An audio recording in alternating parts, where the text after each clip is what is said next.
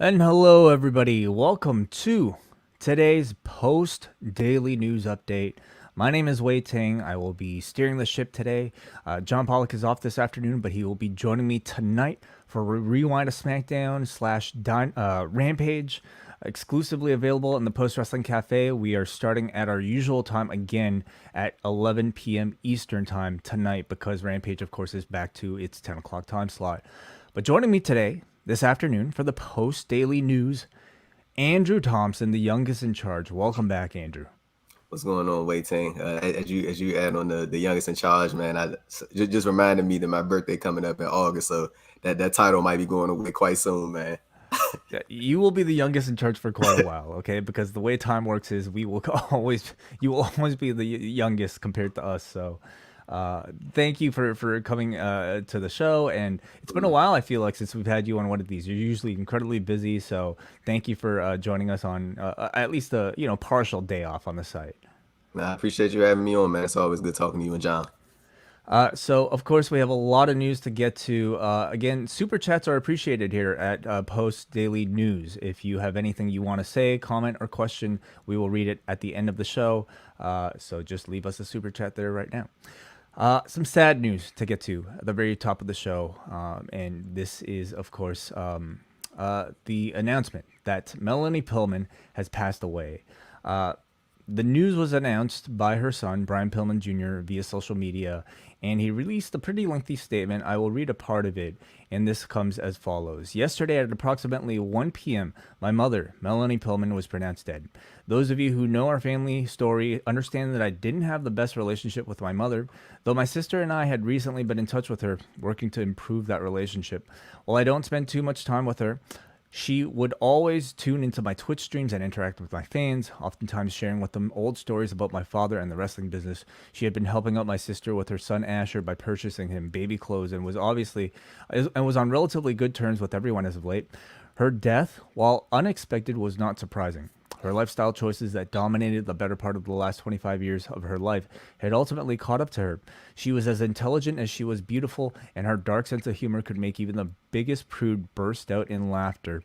Although I had built up my resentment towards her, I was very proud of her for taking part in the Dark Side of the Ring documentary and sharing the truth about our family story. That was the beginning of us mending our relationship. In this statement, he goes on to talk about his final interactions with his mother, setting some, I would say pretty heartbreaking regret for, doing things like not texting her back, not Yeah. trying to, not trying harder to break her out of her bad habits, and for poorly responding to a recently unannounced visit from her. So, obviously a very sad story. We most recently saw Melanie Pillman, as Brian alluded to here in his message. We most recently saw her. On the two-part edition of Dark Side of the Yeah. Ring, focused around the life and death of her late husband. In much of that documentary, it really bringing to light her substance abuse issues and the mistreatment of her children that followed when she remarried another man. But as Brian alluded to, the documentary did conclude with a glimmer of hope, with the two, starting to at least rekindle their strained relationship. So obviously, we send our condolences to the family and friends of Melanie Pillman. Andrew Thompson, any thoughts? Yeah, man, that's rough to lose. To have both of your parents gone for Brian. And what is Brian? He's in I late believe he's 20s or 28. something. That's rough, man, for somebody to Mm, digest all that. And I'm pretty sure, like, I mean, of course, I never experienced the loss of a parent, but I'm pretty sure that's something that you probably like never truly get over. It's something you probably can cope with as time goes on.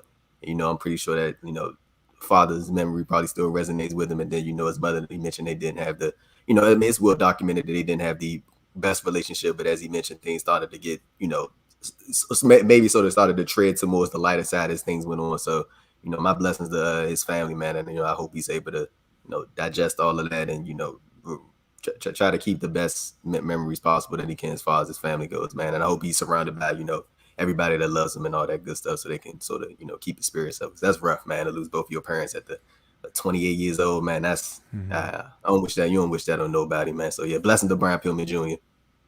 100%, yeah. Both in the Dark Side of the Ring series, and also in this statement, I think it's really incredible, like how how, like, I would say mature, and also how eloquent, and also how just together at least, it seems that Brian Pillman Jr. comes across, somebody who's been, dealing with so many hardships at such a young age. And I think somebody also incredibly honest, about the family. And Melanie Pillman, to her credit, I feel was relatively honest in her Dark Side of the Ring interview about her weaknesses, perhaps, as a parent. So somebody, and it seems like Brian alluded to, perhaps, with the line saying how her death, while unexpected, was not surprising. Her lifestyle choices that dominated the better part of the last 25 years of her life had ultimately caught up to her. Seems to allude, perhaps, in some sort of substance abuse issues, but we don't have official confirmation on that yet. So, our condolences to the family and friends of Melanie Pillman there. Okay. Oops. Oh, sorry about that. Just my camera. I was having the camera issues there. Okay, our next story here. We're here to talk about AEW Dynamite's viewership. Of course, this is a show that was centered around the fallout from Double or Nothing, and also announced later in the afternoon during the day an appearance from NJF. So a lot of people are very curious about this set of shows. And following Double or Nothing and without NBA competition, Dynamite on Wednesday finished second on cable with their best 18 to 49 demo in over 2 months here. This, according to Brandon Thurston of WrestleNomics and Showbuzz Daily. The show averaged 969,000 viewers with a .40 rating. This is the highest total viewership for Dynamite since April 13th and the highest demo rating since March 23rd. Dynamite was number 2 in cable, behind the Tampa Bay versus New York Rangers NHL playoff game on ESPN. That scored a .75 rating in the demo. Dynamite itself saw a strong increase among males 18 to 49, jumping 27%, with females in the demo dropping 8% from the last week. But most importantly, I think on everybody's mind, after the promo from the claimed second highest minute-by-minute draw himself, how did NJF's promo fare in the body of the show? And of course, if you are a patron of WrestleNomics and Brandon Thurston, you receive quarterly breakdowns of all of these programs every single week. So Brandon has that chart right here, and as we can see, second quarter of the show, which included from the 8:15 mark to the 8:30 mark, the finish of the 6-man tag between CMFTR against the Acclaimed CMFTR. and that is apparently the name, yeah, against the Acclaimed and the Ass Boys, and also the start of the NJF promo. That was the segment that was the highest, not the second highest, but the highest segment of the show, doing a 1,069,000 total viewership, with 613,000 people watching from the demo itself. Any surprise to you, Andrew? And what do you make of all this? Not at all, not in the slightest. I think a lot of people were very interested to see. MJF was like seemingly the talk of the weekend, all about, like, as far as Double or Nothing goes. Like, a lot of people were very curious to see how the match was going to turn out with Wardlow, and Wardlow got the big dominant. It's kind of crazy how like Wardlow got the win, but MJF was the one that came out of Double or Nothing more important in it, like feeling more important in a way. Like, Wardlow, he came out and Wardlow got a nice reaction, but it seems like everything was like more so like was MJF, what like, and it just seemed really centered around him. So it's kind of funny how that worked, but I definitely am not surprised in the slightest that a lot of people tuned in to see him. And like as far as like I know it's like a lot of sort of conversations about whether people think it's real or they think it's like something within storyline. Like honestly, for me personally, like just seeing MJF over the past few years and even getting to see him do this stuff in person, it's difficult for me to like fully buy into the idea that he's been like he's always like been like this. So it's difficult for me to buy into that, but also I can also understand the reality of the situation is that somebody probably wants to get paid for the amount of money that you get paid the amount of money for like the amount of attention they're bringing in. So I definitely understand that part, but regardless of it, it's entertaining as hell, and I think a lot of people enjoyed the the promo he cut and stuff like that. And it was a good promo. He was talking that talk the whole time, and he made a lot of fair points as far as like feel like he deserved to be paid what other guys are being paid. I mean, the promo I think has been actually quite maybe divisive, but I would say for the most part, I think everybody respecting the skill involved in doing it. But the discussion, even days later, heading into the weekend, seems to be whether or not AEW are doing the right thing by entering this realm of Oh yeah, story, yeah, whether or not they're doing right by the locker room, with a lot of people potentially being kept in the dark about it. But they're certainly trying here because AEW is continuing to push this story by removing MJF from its roster page. So if you simply go to allelitewrestling.com under their roster, sort of alphabetically, you can see that MJF is no longer listed. On top of that, if you visit AEW's merch store, you can no longer find MJF apparel, nor his name listed at all. So, they're doing a lot of things, including not posting that segment on any of their yeah. social media, not on YouTube. Really kind of, I would say going a bit more the extra mile, Yeah. to continue to push the story. And yeah, and any thoughts? What do you think they'll do next, Andrew? I mean, I think it'll just be a thing like maybe like MJF probably like crashes the Forbidden Door show or something like that and tries to ruin somebody, like ruin the biggest possible moment that AEW could have on that show. Like just mess it all up. And I mean, I think at this point I don't want to say it's clear about like what this is, but maybe it's, like you said, they sort of leaning more to like going the extra mile of it. So I think the next big thing will be MJF probably, yeah, like I said, probably showing up at that Forbidden Door show and just ruining the biggest possible moment that AEW can have. I don't know which that would be. You would think, like, if you just throwing out ideas, you would think about having something to do with CM Punk and, maybe doing something like that. But I'm that's just spitballing ideas. But yeah, I definitely think it's gonna be more to come. Like I did like how they when they announced his segment, they didn't tag him or anything like that. They just posted the graphic just to let you know he was gonna be on the show. So I mean, it's interesting for sure. Like I think it is debatable. Like as far as like should they go this route, but it is something that a lot of people will be tuned into. Just as a viewer, I mean, it's really interesting to see a mainstream company try to enter this space and to at least try Yeah, to think on the level of, hey, how do we, try to deceive a fan that seems to know everything these days? And again, there's a lot of debate about what might be going too far. Is trying to trick journalists too far? Is it fair game? Is trying to trick your locker room too far, or is that fair game?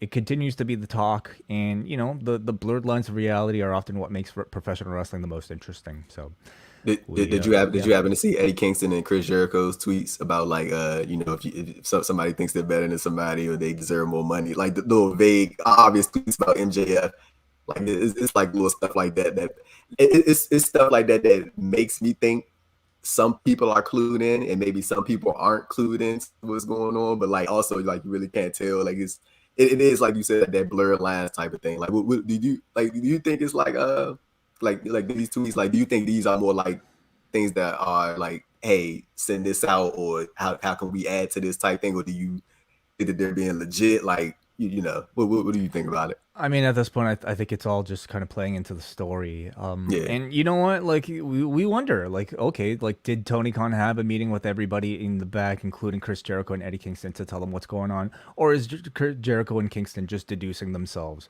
Okay, well, right. we know what the deal is. I mean, I also think it's just them kind of wanting to get in on some of the hype of the action. They're getting some of the attention, swayed over to them. Jericho says, for the record, AEW is the best sports entertainment company I've ever worked for. And Tony Khan is the best boss I've ever done business with. If certain talents feel they're undercompensated, maybe you're not as good as you think you are. Go elsewhere, please. You'll be begging to come back. So, I mean, I think it's interesting Yeah. that, you have heels and baby faces basically kind of siding against, MJF here in storyline. But listen, it's storytelling in the end. Is it compelling? Yeah. So It is. Hey, wait, can I ask you something just off the top real quick? Like what do you think just about just spitballing idea? What do you think about like what MJF would be like if he, like, just for conversation's sake, if he were to go to WWE? Like what do you even think he would be remotely even like what he is now? Like it's like so much that he does now that like I just can't see him like ever even remotely doing in WWE. Like even so much as going to these meet and greets or like being mean to these children. But WWE is not going for that, bro. Like you going to these Make-A-Wish stuff, and they're not having that, bro. Like so I can't see, you know. I doubt he'd be doing too many make a wishes. Make-A-Wishes, yeah. Like don't talk about like these like little meet and greet things, like where the children want to, Yeah. I can't see it. There will be limits, Right. I don't think he'd be able to, for instance, like cut some of the promos that he's cut on air. But if he were to go to the WWE, I feel like he'd be given a good deal of leeway. He has proven himself more than enough times that he is capable of dictating his own words that he'll be speaking. And I think much like Cody, I think he represents a major part of AEW that I think they would want to translate as seamlessly as possible from one show to another. I'm sure Vince is aware of the criticisms of people Right. coming over and being completely changed. And I think, you're seeing the result of the answer to at least some of that criticism in the way that they've been handling Cody, where it really still feels like Cody is the same character that we've seen in AEW. I don't doubt if that happens with Max that, the result will be similar. All right, so that is some AEW news, and over to New Japan Pro Wrestling, where on Friday morning, the Best of the Super Juniors 29 finals took place, and we have a winner. So spoiler alert, everybody, if you do not want to know. Hiromu Takahashi has won his fourth Best of the Super Juniors tournament. He is the first man to ever three-peat in successive years. It is his fourth win in 5 years. He defeated El Desperado in the finals of this year's tournament following a few stunners, a time bomb, and a time bomb 2, with the match going just over 30 minutes there. Had a chance to watch it. It was an excellent match. If you're into 30-minute New Japan main events with great counters, a lot of body part work over Hiromu's knee. Perhaps maybe the most interesting aspect of the match was, the crowd's continuing growing favor for El Desperado, even against a favorite like Hiromu. The announcers were certainly, seemingly more on El Desperado's side as perhaps the underdog there. But, of course, with crowds, it's always a bit difficult to tell. So this seems to set the stage for Takahashi to challenge IWGP Junior Heavyweight Champion Taiji Ishimori at Dominion. Takahashi also defeated Ishimori earlier in the round-robin tournament of the Best of the Super Juniors as well. So, have you been keeping up with any of the Best of the Super Juniors, Andrew, or New Japan in general? Yeah, I've been keeping up with it mostly through the results, and I've had a chance to watch a couple matches here and there. I'm planning to go back and watch some this weekend, but I'm not. They say this Takahashi's fourth Best of the Super Juniors tournament win in 5 years. That's a crazy stat. I definitely think they, solidify him as sort of the ace of the junior heavyweights going forward, and like whoever gets a big win over him in the coming years, it'll be a big deal type thing. So I'm very interested to see what they do going forward. And I haven't had a chance to see the final between him and El Desperado, but just based off their past work, I'm pretty sure it was a great match, like you just said. And I think he did beat Ace Austin in the A block.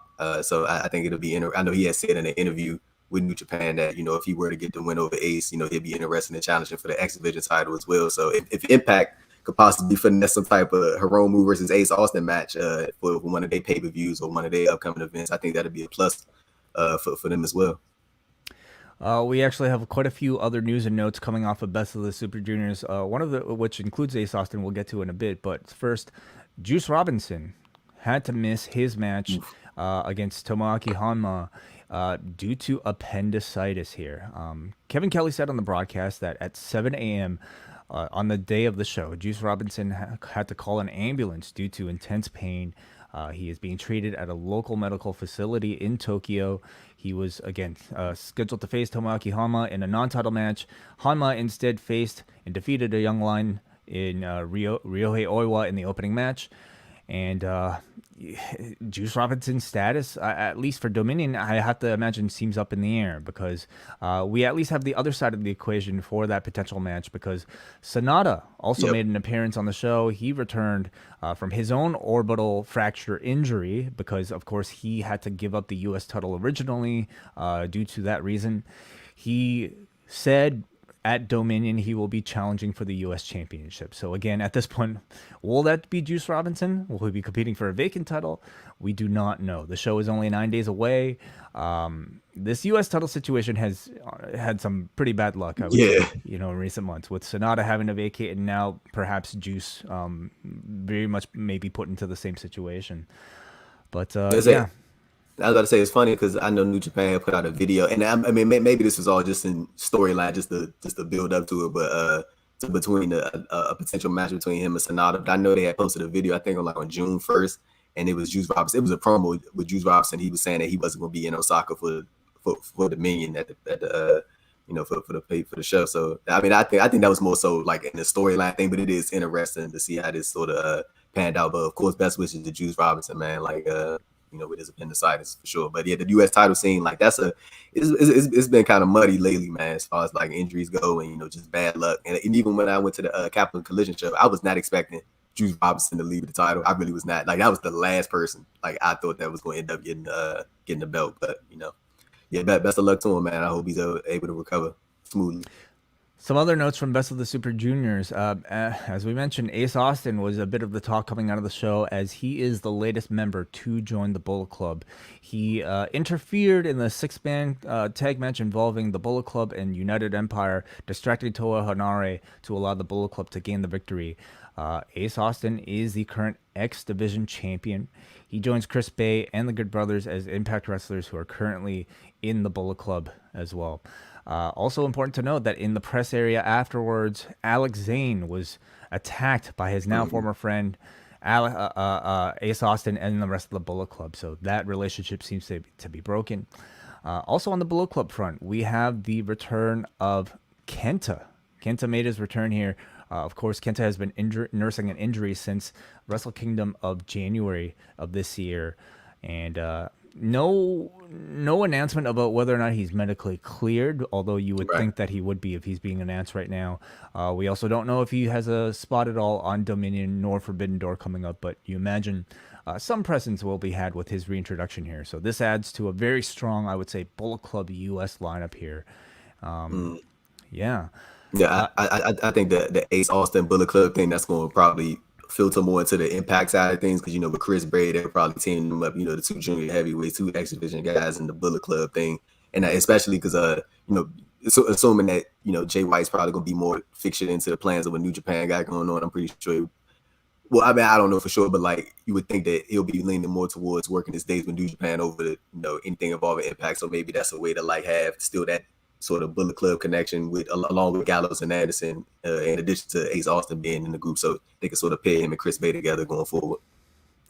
For a full report of the Best of the Super Juniors, please go to postwrestling.com, where Karen Peterson has a very detailed report, spoiler-free review of what you can expect, and also some of the highlights and some of her analysis, of course, on everything that's going on with New Japan Pro Wrestling as well. So always stellar work from Karen up at the that report that she does I think it's on the weekdays on Saturday. That's great. Like I always try to read through that. It's a lot of information. It's a lot of information in there. It's a lot of good stuff in there. Yeah. We're just bolstering our roster here with the great work that, of course, you and John do on a and everybody else who contributes to the site on a daily basis at postwrestling.com. Over onto some Hollywood news, perhaps, involving professional wrestlers.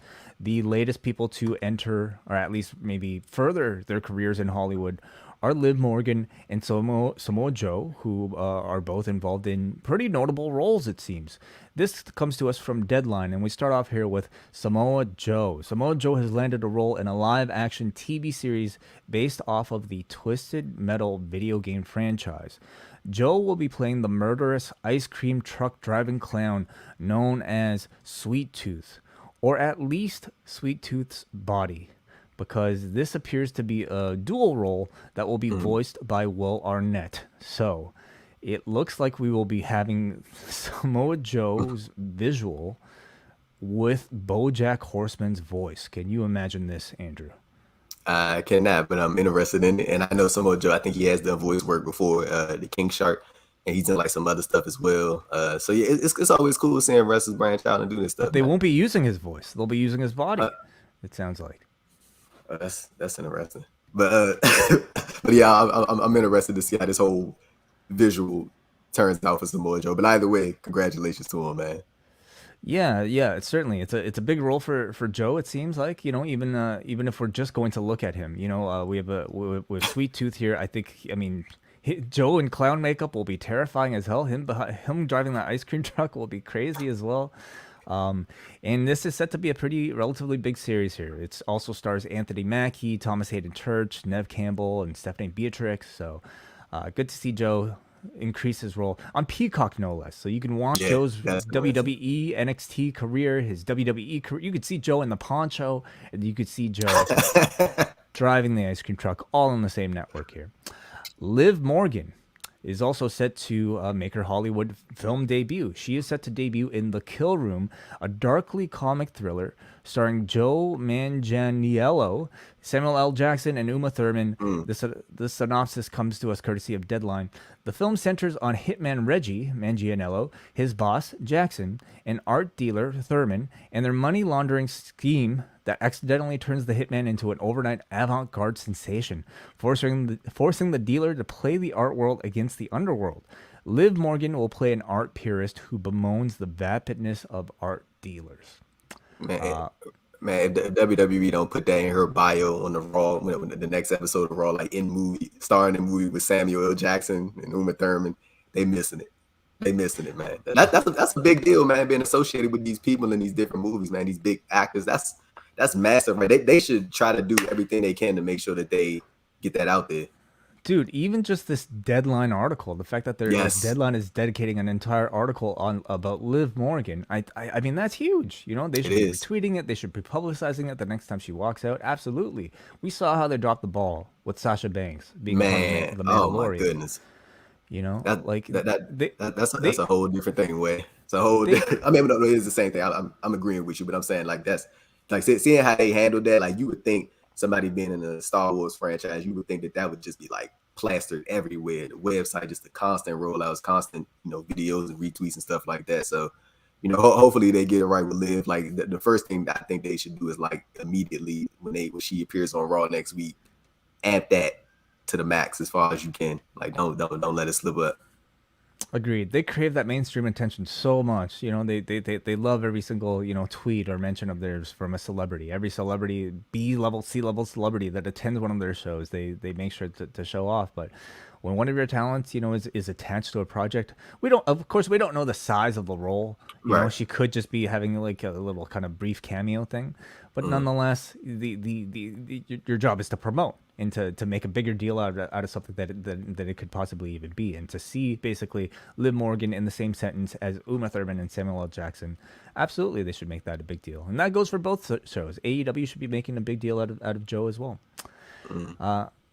On to more WWE news here, and that comes to us in the form of the latest in the saga of Lacey Evans, where it appears that after of course, the string of vignettes that we saw from her talking about her life on SmackDown, to the very strange announcement of her arrival on SmackDown itself, and then the subsequent moving of those vignettes, and also another announcement and promo on Raw, to the announced in-ring debut that we ended up never getting this past Monday. It let the fans down. Millions of fans around the world got let down. Disappointed, yes, of course. Now it appears that Lacey Evans has moved back to SmackDown. Why? Well, we can only suspect, but yes, this was first reported by Mike Johnson, a PW insider, and it appears as though internally and also now on their website, Lacey Evans has officially moved back down to SmackDown.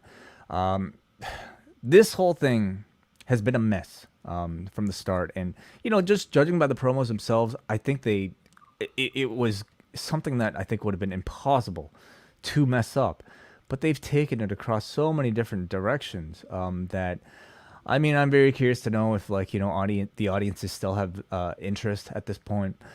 We can also perhaps look at maybe the recent departures of Sasha Banks and Naomi from SmackDown is maybe one of the reasons for this late change. Ronda certainly needs challengers, and there aren't many of them at a high enough level on SmackDown right now. So, question is, Andrew, is she a heel or babyface on SmackDown? Yeah, you might as well go to. I never view. I never view Lacey as a baby face. Like I never could. Like I think that she fits like good in that heel role. So I think that's the way they should sort of keep her. Like I never even thought they should have just. I never thought they should have diverted from the character that she was playing before she left. To have her baby. I don't think that they should have a divert. I think she should have came back as like that exact character and lean more into it and stayed on that side type of thing. But I mean, them trying to go the babyface route, like if that's exactly what they're doing, I don't know how well it's going to work. But I also think so what you said to your point, it's a thing of like having two of your marquee talents from the women's division, marquee talents in the company as a whole. They're not here anymore, so now you got to start. I mean, it's kind of funny, like sort of leaning into the point of what of what Naomi and Sasha sort of right was like.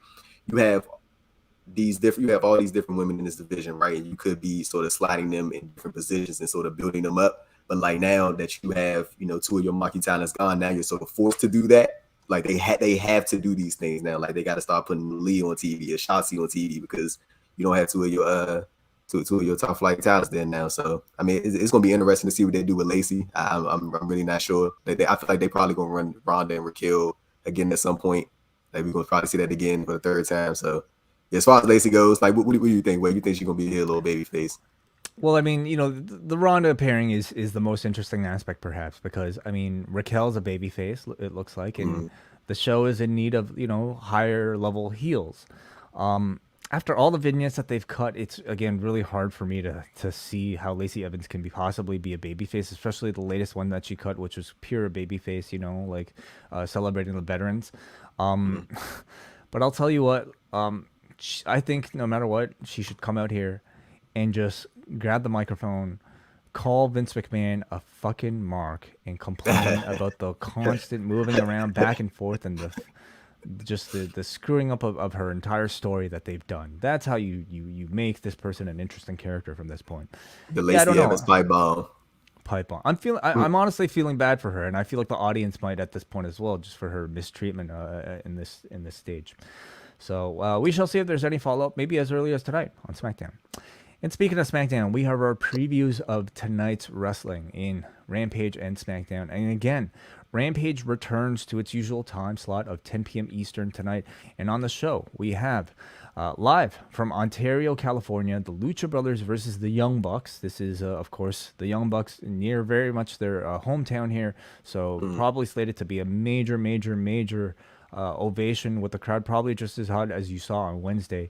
And this is a bit of a classic pairing that we've seen many times already in AEW, but match of the year level, I would say. So this should be a great one. Also, we have for the TNT Championship, Scorpio Sky defending against Dante Martin, and also announced the in-ring debut of Athena as she takes on Kiera Hogan. Yeah, any thoughts on this card? And what else are you looking for? Yeah, the Dante Martin and Scorpio Sky match. I'm really looking forward to that. I have like very high expectations for this match. I think they're gonna deliver. And as far as Athena and Kiera Hogan go, that's sort of interesting because they got like a little past little beef. Like I'm pretty sure it's over now. It's over now, but like they had that little thing back. I think it was like in 2018 because Kiera Hogan did an interview and she had accused the former Ember Moon Athena of like stealing her like girl on fire persona. And like she openly called her out, and then Ember had like responded by like posting photos of her like in 2012 or 2013, like with the same hairstyle, like sort of letting her know that I was doing this, before you type thing. So that's an interesting little dynamic right there. It'd be interesting to see a commentary bring that up. And with the Young Bucks and Lucha Brothers match, I'm like confident that the Young Bucks will win that match because I got a theory where I think that Death Triangle is going to take a loss at the Forbidden Door show to Andrade Rush and Tetsuya Naito. I think that's going to be a trios match at Forbidden Door. Los Ingobernables versus Death Triangle. And Death Triangle take the L. Because at first I had thought like maybe they'll sort of go the route of, because I mean the Young Bucks just got the win over Jurassic Express, so like, but like I was thinking maybe the Lucha Brothers could possibly, if there was a chance to get a win over the Young Bucks and then go back the route of having a rematch with Jurassic Express. But then I thought, I was like, I could definitely see something along the lines of Naito, Rush, and Andrade getting back together and facing Death Triangle and then doing a big match at Forbidden Door. So yeah, I think that's the way they're probably gonna go. What you brought up about Ember Moon and Kiera Hogan was something that was definitely lost on me that I hope is at least mentioned tonight, because I think that is wonderful for storyline purposes here. There you Yes, go. this comes There you go. from Fightful exclusive from August of 2018. Kiera Hogan on Ember Moon taking her gimmick. My heart sank when I saw that. So that's that. I mean, there's a story right there for you if you wanted it right there. On SmackDown, we have nothing so far. At least Madcap no Moss. official. No official preview, but yes, last week they did announce the return of Madcap Moss. They gotta change his name. Like they gotta change his name. Like just if you're gonna go back to Riddick Moss, go back to Riddick Moss. Like I think the Madcap thing is run its course. Yeah, I think most would agree. I think Graves did tease that like we're going to see a more serious Moss in some way. So maybe that'll be it. Maybe this will be the the return of Riddick Moss, or maybe just Moss. Moss. Yeah. I think we'll also find out tonight whether or not we'll have any sort of SmackDown matches booked for Hell in a Cell this coming Sunday. That's crazy. We have 6 matches so far, none of them involving SmackDown talent. So this, despite of course Ronda Rousey and Drew McIntyre appearing on the updated poster for the show. So we shall see if we have any involvement from them. Also, of course, on Monday they were building up the Usos versus Nakamura and Riddle. No announcement of that yet, and you figure they've already done all the legwork for that. So 6 matches, do they add more from the SmackDown side? We shall see. Did you want to go through NXT in your house, Andrew? Let's do it, Way. Let's do it. Okay, so NXT in your house comes to us, and I'm assuming a lot of you guys are forgetting that not only do we have Hell in a Cell on Sunday, we also have NXT in your house. First of all, Braden and Davey will be doing a post show on their Twitch, twitch.tv/upnextpodcast. In the main event, we've got Braun Breaker versus Joe Gacy. And if so this is of course a rematch, which Joe Gacy lost last time, and this time though, if Braun Breaker gets disqualified, he loses the championship. What do you think here? Do we see a title change? Nah, I think they're gonna keep the title on Braun. Like I especially because the whole stipulation, like I think it's just about sort of getting in Braun's head, and we'll probably see something along the lines of like Joe Gacy gets him to that like boiling point, and he like acts like he's going to hit him with a chair, or act like he's going to get a DQ, and then probably throw him away after that, or put him away after that. I have negative interest, honestly, in this match, in this show. Like, it's hardly to me, I think, a match that a title defense that feels even worthy of like one of their mini takeovers, much less 2 of them. So, I mean, the only reason where I would see a title change is if they have their eyes set on moving Braun up quicker than expected. And at this point, I suppose anything is possible. But I'm probably with you. I don't see a title change here, despite the odds being stacked against Braun Breaker. We also have NXT Women's Champion Mandy Rose versus Wendy Chu, the North American Championship with Carmelo Hayes versus Cameron Grimes, the NXT Tag Team Championships with Pretty Deadly defending against the Creed Brothers, and the Women's Tag Team titles with Toxic Attraction versus Katana Chance and Kaden Carter.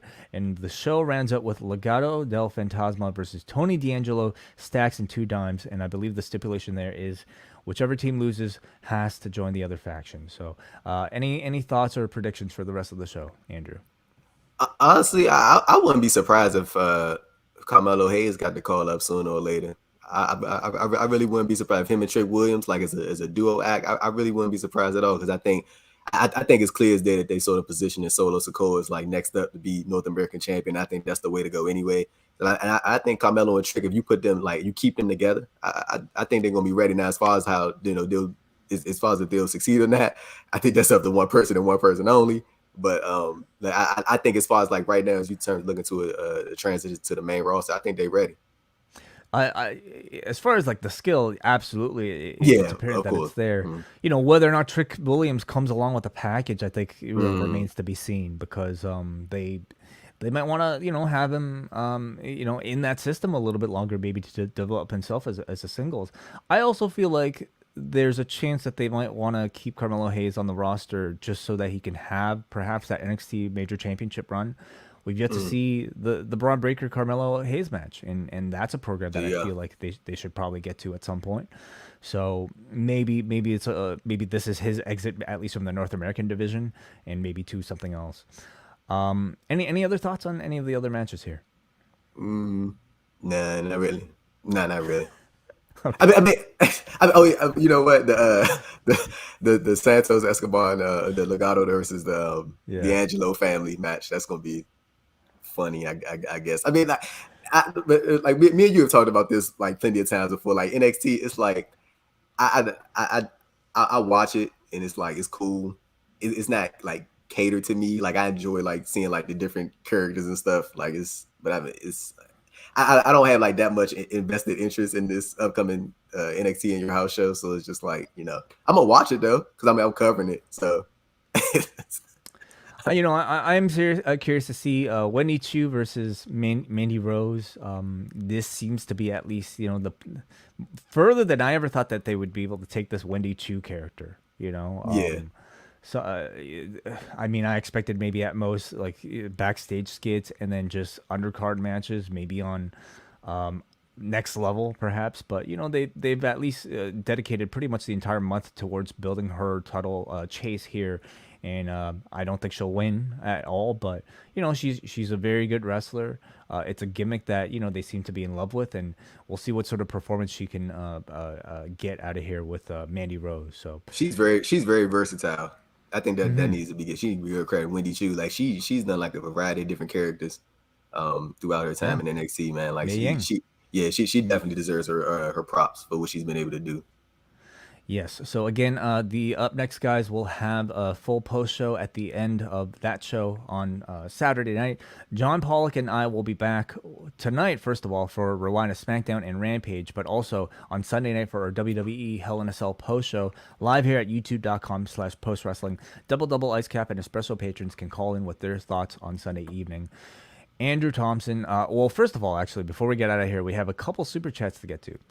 We go to Rory, who sends $8 Australian. Thank you, Rory, for the support. He says, I'm incredibly pumped for AEW, New Japan, and Impact, all producing incredible content.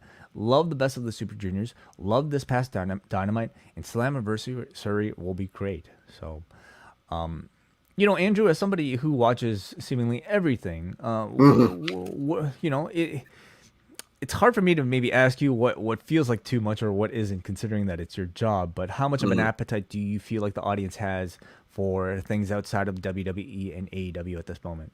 I think it's like to use your term, I think it's a big appetite. I think it's a lot of people that's invested in a lot of different things. There are people like this. It's diehard Impact fans out there, man, who don't pay attention to nothing else but Impact Wrestling. And it's people that just keep fully focused on the independent scene and they're tuned into the televised stuff. I think it's a variety of different, things out there. But people like even there's some people that may slightly interested in what Freddie Prinze Jr. might do when he launches his promotion.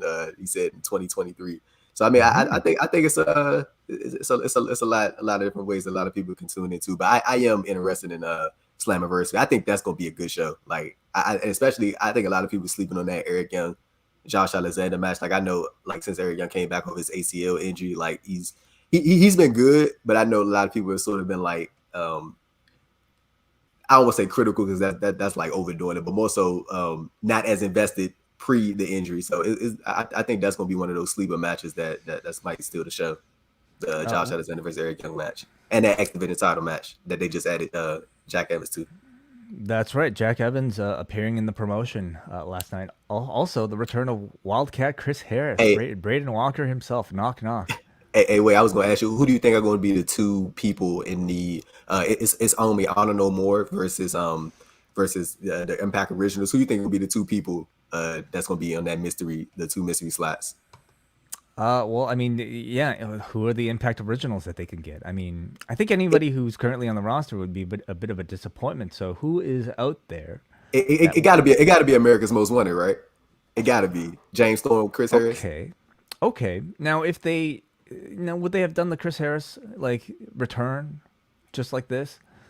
Because I mean he did confront Eddie Edwards, like he had a run in because Eddie Edwards right. Okay, yes, that makes sense. he had pressed out Shark Boy in the back, and then Chris Harris was the one that. That was just me thinking of it. So I was like, oh, they'll probably bring him and James Storm and have the big, the big America's Most Wanted reunion. So I think that'll be cool. I mean, Okay, that does make a lot of sense. 2 slots remaining, and a reunion of America's Most Wanted would make a whole lot of sense. Who else could it be?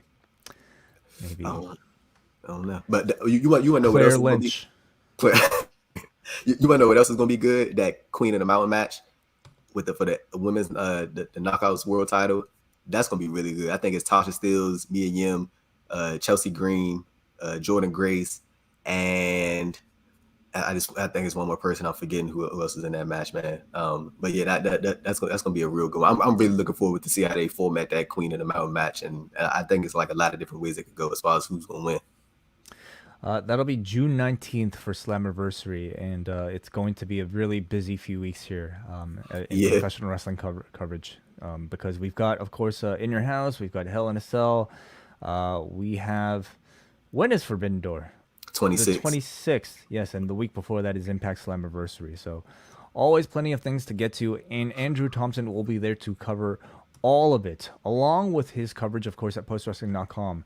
You can find his latest interview with Allison Kay and Marty Bell over at the Andrew Thompson Interviews YouTube channel. So go and subscribe to that. Please pause what you're doing. Give the man a subscribe. Let's get him to 1,000. Let's make that a goal, everybody. The man is doing incredible work.